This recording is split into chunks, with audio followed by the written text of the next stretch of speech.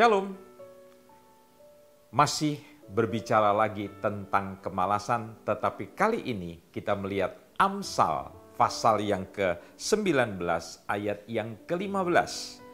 Kemalasan mendatangkan tidur nyenyak, dan orang yang lamban akan menderita lapar. Kemalasan bisa menimbulkan tidur nyenyak. Kata lain daripada tidur nyenyak dipakai istilah kelesuan atau keadaan yang tidak sadar. Karena orang kalau tidur nyenyak kan tidak sadar.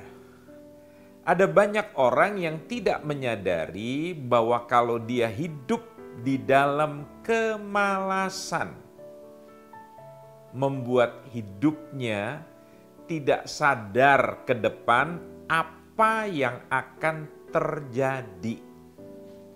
Dia merasa nyaman dengan kehidupan hari ini yang lamban, yang biasa-biasa saja, tanpa pernah menyadari ke depan akan datang keadaan yang dia tidak pernah bisa mengerti.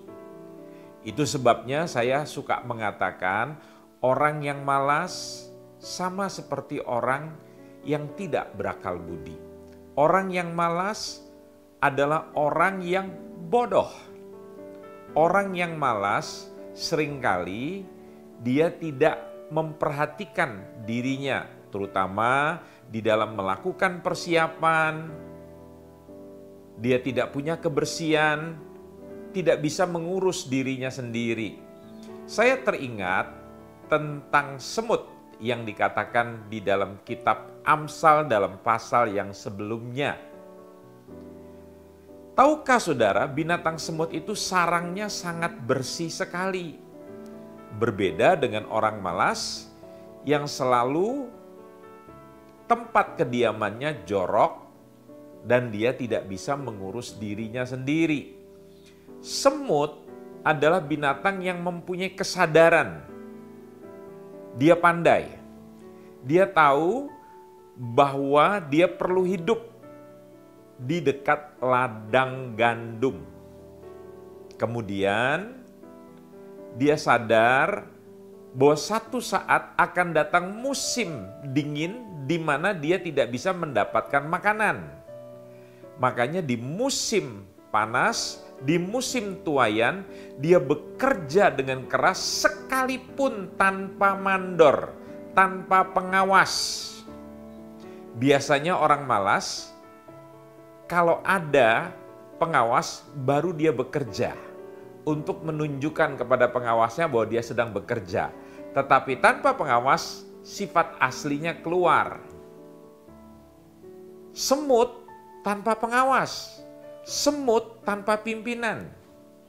Jadi dia sadar sekali akan datang masa yang tidak bisa menghasilkan makanan, tetapi dia sudah mempunyai persediaan. Tetapi orang yang malas, dia tidak punya kesadaran, pengertian, akal budi, kepintaran yang seperti semut tadi. Makanya di saat yang krisis, orang malas paling menderita.